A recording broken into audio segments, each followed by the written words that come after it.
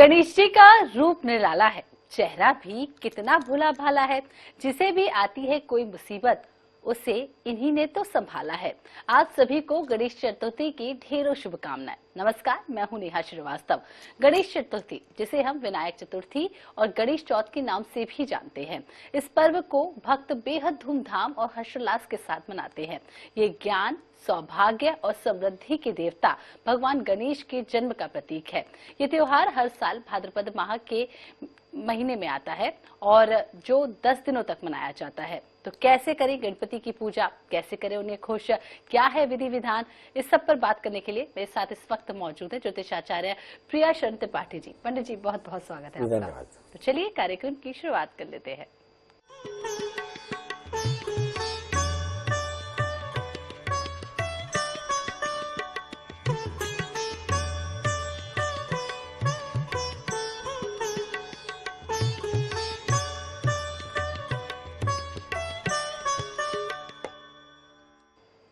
पंडित जी, सर्वप्रथम देवता गणपति बप्पा को कहा जाता है। 2024 में गणेश चतुर्थी कब मनाया जा रहा है, क्या कुछ है इसकी तारीख? चलिए यहीं से शुरू करते हैं कि गणेश चतुर्थी को गणनायक कहा जाता है। गणा नाम नायका। गण शब्द का अर्थ देवताओं से है। हमारे यहाँ पे देव पंचायतन पूजा की जाती है और देव पंचायतन पूजा में लिखा है कि भाई स एका द्वितीयो नास्ति ब्रह्म एक अद्वैत का सिद्धांत है और उस एक ब्रह्म के 5 अंग हैं। उसमें लिखा कि ज्ञानम गणेशः, जो परात्पर ब्रह्म का ज्ञान है वह गणेश है। तद चक्षुरर्कः, उसके नेत्र शिव सूर्य हैं। शिव तदात्मा, शिव उसकी आत्मा है। तद शक्तिराद्या, और उसकी आद्या शक्ति है और वह नारायण। इस तरह से हम देखते हैं कि 5 अंगों से एक ब्रह्म की उपासना की जाती है। इसमें सबसे पहले गणेश की उपासना की जाती है। गणेश और ज्ञान दोनों का बीज मंत्र गंग है। तो गंग गणेशाय नमः, गंग ज्ञानाय नमः। तो ज्ञान के अधिपति देवता भगवान गणेश, और गणेश का प्राकट्य दिवस है। कहते हैं कि एक बार माता पार्वती स्नान करने को गई तो अपने मल से द्वार पर एक गणेश का स्थापन किया। भगवान शिव अंदर जाना चाहते थे। शिव और गणेश में भयानक युद्ध हुआ। अंत में भगवान शिव ने क्रोधित होकर के गणेश का सर काट दिया। शिवा क्रोधित हुई और क्रोधित होकर के प्रलय करने को तत्पर हुई। देवताओं ने स्तुति की। आगे चल करके भगवान शिव ने मृत्युंजय नाम के हस्ती का सर काट करके गणेश जी के गर्दन पर लगाया। यहाँ से गणपति का पूजन शुरू हुआ। अब हम देखते हैं कि जो चतुर्थी है उसका प्रारंभ कब है। 6 सितंबर 2024 को 3:01 लगभग 3:01 से चतुर्थी का प्रारंभ है और 7 सितंबर को 5:31 शाम तक ये चतुर्थी रहेगी। तो मतलब हमारे दर्शक समझ गए होंगे कि हमें उदया तिथि में गणेश का स्थापन करना है। तो उदया तिथि आपको 7 तारीख को मिलेगी। 7 तारीख को लगभग 5:37 तक आप आराम से कर सकते हैं। पर यदि इसके बाद भी करना चाहें तो कोई ऐतराज नहीं, क्योंकि चतुर्थी चूंकि उदया तिथि है इसलिए पूरे दिन भर उदया तिथि के नाम से, चतुर्थी के नाम से ही संकल्प होंगे। दूसरा, हम शुभ काल नहीं बताते, आपको अशुभ काल बता देते हैं कि इस समय गणपति का पूजन न करें। तो राहु काल है लगभग 8:55 से 10:28 तक। तो ये सवेरे का समय है जिसमें गणपति का स्थापन ना करें। यमघंटी योग है 1:34 से 3:07 तक। बकाया आप सूर्योदय से लेकर के शाम तक कभी भी आप भगवान का स्थापन करें। ये सारा का सारा समय बहुत श्रेष्ठ है। जी, तो पंडित जी, जिस तरीके से आपने बताया कि शुभ समय क्या है और हम ये जानते हैं कि स्थापना के लिए क्या कुछ करना चाहिए पंडित जी? देखिए, भगवान गणपति का स्थापन करना है तो सबसे पहले हमारे यहाँ पे गणपति का विग्रह ले आए। जब कभी भी गणेश का विग्रह लाए तो मेरी आपसे एक विनती है। मेरा ख्याल है कि यदि आप सनातन को समझना चाहते हैं तो सनातन में ज्यादा पाखंड नहीं है ना। प्रकृति से प्रकृति की पूजा ही असल में हमारे यहाँ उपासना का विधान है। इसलिए गणपति का मृण्मय विग्रह ही लाएं, पीओपी वाला नहीं। प्लास्टर ऑफ पेरिस के बिल्कुल भी विग्रह न रखें। इस बात का एकदम ध्यान रखें, क्योंकि जो प्लास्टर ऑफ पेरिस के जो विग्रह हैं वे डिसॉल्व नहीं होते, डिस्पोज नहीं होते और आगे चल करके पोल्यूट करते हैं। इसलिए शुद्ध मिट्टी के विग्रह आप लेकर आए, नंबर 1। और अच्छे से जिस जगह पर आपने को रखना है कोई दक्षिणावर्ती या वामावर्ती जो शून्य होते हैं भगवान के, वो सुंदर ला के और रखें। गौरी गणेश कलश नवग्रह एक पीढ़े में बना करके और किसी अच्छे पंडित जी से बुला के नवग्रहों की प्रतिष्ठा, गौरी गणेश इत्यादि की प्रतिष्ठा करके भगवान गणपति की प्राण प्रतिष्ठा कराए और फिर गणपति का विधिवत 16 उपचार से पूजन करके आरती पुष्पांजलि करें और नियमित रूप से भगवान की आरती पुष्पांजलि करें, भगवान के नाम का संकीर्तन करें और हो सके तो गणपति अथर्वशीर्ष का नित्य पाठ करें, तो इससे आपकी सारी मनोकामनाएं पूर्ण होती हैं। ये जो गणपति का जो पूजन है, ये गणपति का पूजन भाद्रपद महीने के शुक्ल पक्ष की चतुर्थी से प्रारंभ होता है और अनंत चतुर्दशी तक चलता है।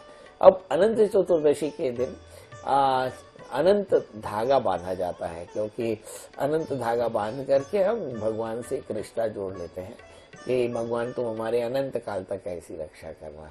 तो ये अनंत चतुर्दशी में भगवान की पूजा करके और फिर भगवान का विसर्जन करते हैं इस कामना से कि परमात्मा वर्ष भर हमारे घर में सब प्रकार की समृद्धि बनाए रखना। जी, तो इस तरीके से पंडित जी आपने बताया। कोई भूल चूक ऐसी क्या नहीं करना चाहिए गणेश चतुर्थी पर? हाँ, गणेश चतुर्थी में आज चतुर्थी का चंद्र दर्शन नहीं करना जी। कहते हैं कि चतुर्थी का चंद्र दर्शन कर दें तो अपयश होता है। अच्छा। हाँ, तो देखिए एक और भी मजे की बात देखिए कि संकष्ट चतुर्थी के दिन जब चतुर्थी की पूजा करते हैं तो उसमें चांद को अर्घ देने का विधान है। पर आपने देखा होगा कि महिलाएं जब चांद को अर्घ देती है तो एक छन्ना रखती है ना, सीधे प्रत्यक्ष दर्शन नहीं करते। तो चांद का दर्शन जल में देख करके चांद का दर्शन देखिए, सीधे चांद को न देखें, नंबर 1। दूसरी बात क्या है, मैं कह दूं मुझे बुरी बात लग रही है नहीं, और मुझे ऐसा लगता है कहना चाहिए। हमारे यहाँ उपासना क्रम में दो पंडाल जरूर दिखाई पड़ते हैं, अभी गणपति और कुछ दिन बाद दुर्गा जी। तो गणपति के पूजन में जिस तरह का उच्छृंखलता दिखती है वो उच्छृंखलता का निषेध है, ये उपासना है ना। जितनी श्रद्धा से आप नवदुर्गा में भगवती का पूजन करते हैं, तो मैंने एक चंदाखोर, हमारे यहाँ पे मोहल्ले में चंदाखोर होते हैं, तो चंदाखोर से पूछा, भाई गणेश की पूजा तो करते हो, दुर्गा रख लो। बोले नहीं पंडित जी, दुर्गा की पूजा हार्ड होती है, क्योंकि दुर्गा के पास शस्त्र है, सिंहवाहिनी है, इसलिए आप उन्हें बहुत श्रद्धा के साथ प्रतिष्ठा करते हैं, 9 दिन उपासना करते हैं, आहार का संयम रखते हैं, खाली पैरों को चलते हैं। और गणपति पूजन में ये सावधानी नहीं दिखाई पड़ती। ये नहीं होना चाहिए कि यदि आप गणेश की पूजा करें चाहे दुर्गा की पूजा करें, सावधानी जो व्रत के नियम है उनका कठोरता से पालन करें। मुझे तकलीफ होती है कि जब मैं गणपति के उत्सव में जिस तरह की सामाजिक उच्छृंखलता देखता हूँ, जिस तरह से भोंडापन देखता हूँ, यह हमारा गणपति का उत्सव नहीं है। हमारे गणपति के उत्सव में वास्तविक रूप से हम भगवान गणपति की पूजा करते हैं और बड़ी श्रद्धा से उनकी उपासना करके अपने जीवन में ज्ञान से कल्याण की कामना करते हैं। अब प्रश्न ये है कि जब आप सड़कों पर जाकर देखें तो जिस तरह का भोंडापन और जिस तरह का डीजे और जिस तरह की उच्छृंखलता दिखती है, ये बिल्कुल भी सनातन का प्रतीक नहीं है।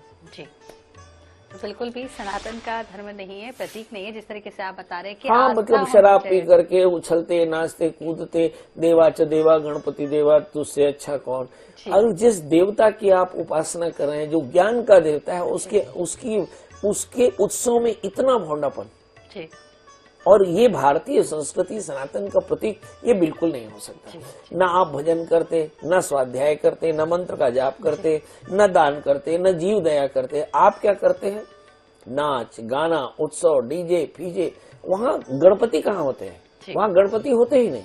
तो मुझे ऐसा लगता है कि जो गणपति का उत्सव देखना हो तो आप जाकर के वो गणपति का पूजन देखना हो तो महाराष्ट्र में जाकर देखिए, बड़ी श्रद्धा से लोग 1 दिन 2 दिन 4 दिन 5 दिन गणपति का स्थापन करते हैं और अपने अंतःकरण में भी गणपति का स्थापन करते हैं और उतना विनय रखते हैं। ये विनय हमें समझ में आना, विनय बना के रखना चाहिए। गणेश जी बड़े शौकीन है खाने पीने के, कहा जाता है बच्चों को भी यही कहानियां सुनाई जाती है, तो क्या क्या प्रिय है, किस किस चीज का भोग लगाना चाहिए? ऐसा कहते हैं मोदक प्रिय, जी। गणपति को लड्डू बहुत प्रिय है और मूषक उनका वाहन है, तो मूषक भी लड्डू को बहुत पसंद करते हैं। तो अब लड्डू मोदक जो है वो बनाए जा सकते हैं, आटे के मोदक बनाए जा सकते हैं, मावे के मोदक बनाए जा सकते हैं, सूखे मेवे के मोदक बनाए जा सकते हैं, बेसन के मोदक बनाए जा सकते हैं, मोतीचूर के लड्डू चढ़ाए जा सकते हैं, घी के लड्डू चढ़ाए जा सकते हैं। तो हमारे यहाँ बोलते हैं कि एक धन्ना था बालक का नाम जी। तो वो धन्ना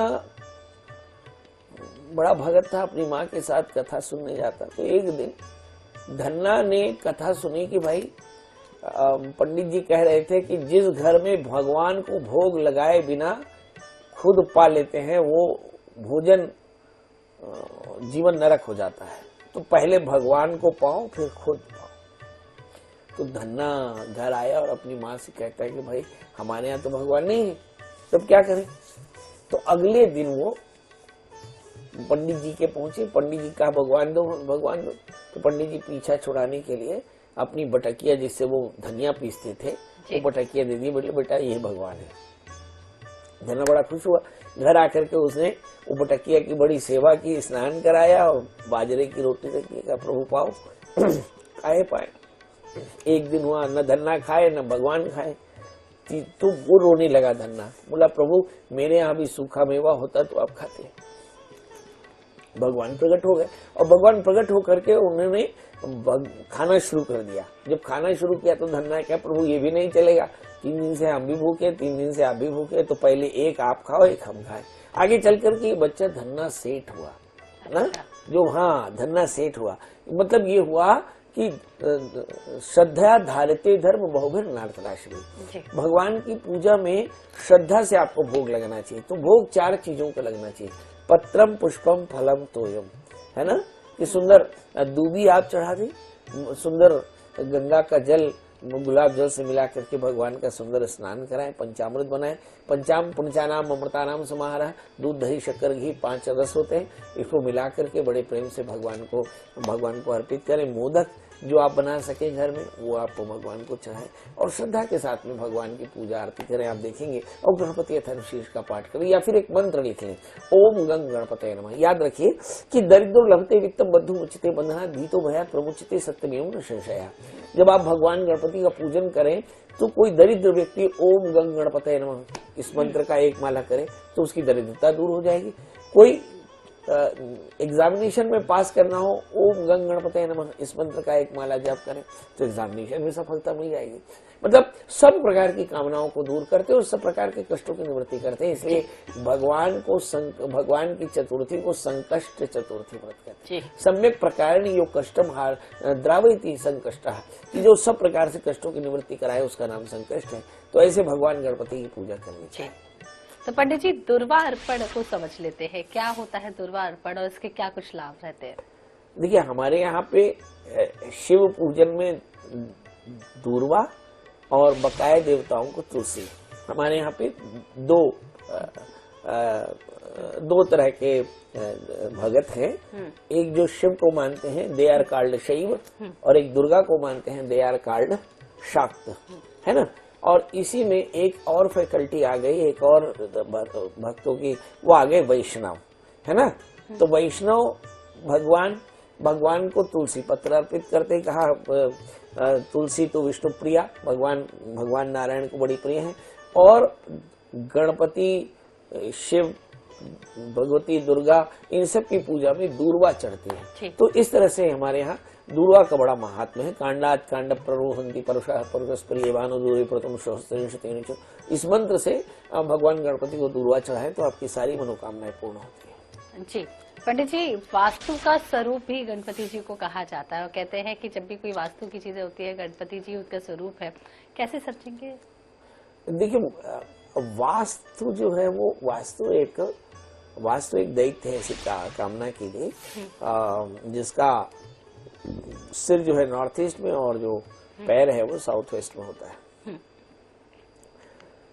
गणपति वास्तु के रक्षक हैं और गणपति वास्तु के अंदर वास्तु में रहने वालों के कल्याण को देने वाले हैं, इसलिए वास्तु का प्रतीक लोग मानते हैं, अच्छे वास्तु का प्रतीक मानते हैं, क्योंकि कहते हैं अगर गणपति का विग्रह दरवाजे पर लगा दो तो सारे कष्टों की निवृत्ति होती है।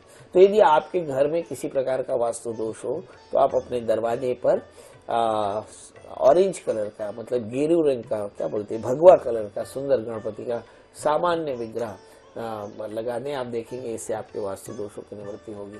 और यदि आपको ऐसा लगता है कि आप ज्यादा खराब वास्तु में रह रहे हो तो एक मंत्र आता है जो चंडी लगातार चलता रहता है, ओम गंग गणपतये नमः। इस मंत्र का जाप अगर आपके घर में चलता रहे तो निश्चित तौर पर इससे भी आपके वास्तु की निवृत्ति हो जाती है। जी, तो पंडित जी गणपति पूजा के लाभ समझ लेते हैं, क्या कुछ लाभ होते हैं पूजा से? भगवान की पूजा का लाभ क्या कहना, जिस परमात्मा ने संसार में जन्म दिया, जो पालन करता है, जो आपको सारे कष्टों से बचाता है, उसका लाभ ही लाभ है। मैंने बताया कि दरिद्रो लभते वेतम, कोई गरीब आदमी भगवान गणपति के दरबार पहुंच जाए तो धनी हो जाता है ना। और दरिद्रो लभते वेतम बद्धो मुच्यते बंधना, अब भयभीत हो, कोई बंधन में पड़ा हो, कोई केस मुकदमा चल रहा हो, कोई शत्रु जय पराजय का झंझट हो, तो गणपति का पूजन करें तो गणपति के पूजन से आपको सभी प्रकार के पराजय से मुक्ति मिलती है। अभी तो भयात प्रमुच्यते सत्य में अनुशंसया, किसी तरह का हानि का भय हो, किसी तरह की परेशानी का भय हो, रोग का भय हो, है ना, शत्रु का भय हो, राज्य भय हो, तो इससे भी मुक्ति मिलती है। मतलब भगवान गणपति सभी प्रकार के कष्टों की निवृत्ति करते हैं, इसलिए संकट मोचन बोलते हैं ना, कष्ट निवारक भगवान गणपति हैं, सारे कष्टों की निवृत्ति करते हैं। इसलिए आप किसी भी कामना से भगवान गणपति की उपासना कर सकते हैं, मगर एक छोड़ करके कभी किसी दूसरे की बुराई की कामना से गणपति का पूजन न करें, क्योंकि एक परंपरा और भी है, मैं विषयांतर करके आपको बताता हूँ।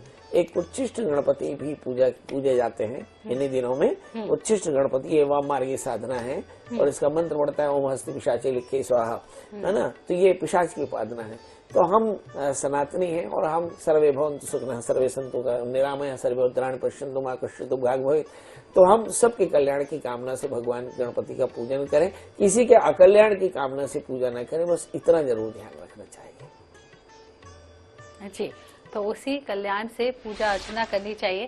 पंडित जी ये भी समझ लेते हैं कि गणपति के मुहूर्त के बारे में यदि हम समझें, कितने दिनों के लिए बैठाया जाता है? कई बार 10 दिनों के लिए बैठाते हैं, कई लोग घर में 5 दिनों के लिए लाते हैं, 3 दिनों के लिए लाते हैं, इन सब चीजों को कैसे समझेंगे? मुझे ऐसा लगता है कि अब महाराष्ट्र से चले जाइए। हाँ, 1.5 दिन के गणपति भी बैठाए जाते हैं, 2.5 दिन महाराष्ट्र से चले जाइए तो आपको सारी पद्धति बढ़ जाएगी। देखिए हमारे यहाँ पे भगवान की पूजा जो है ना बड़ी सरल है, बड़ी सहज है। जो गणपति का स्थापन करते हैं वो 1.5 दिन के लिए ले आते हैं, कोई 3 दिन के लिए, कोई 5 दिन के लिए, कोई 7 दिन के लिए। हमारे यहाँ गणपति जो बैठते हैं पंडालों पे, वो चतुर्थी से अनंत चतुर्दशी यानी लगभग 11 दिन तक भगवान की स्थापना होती है।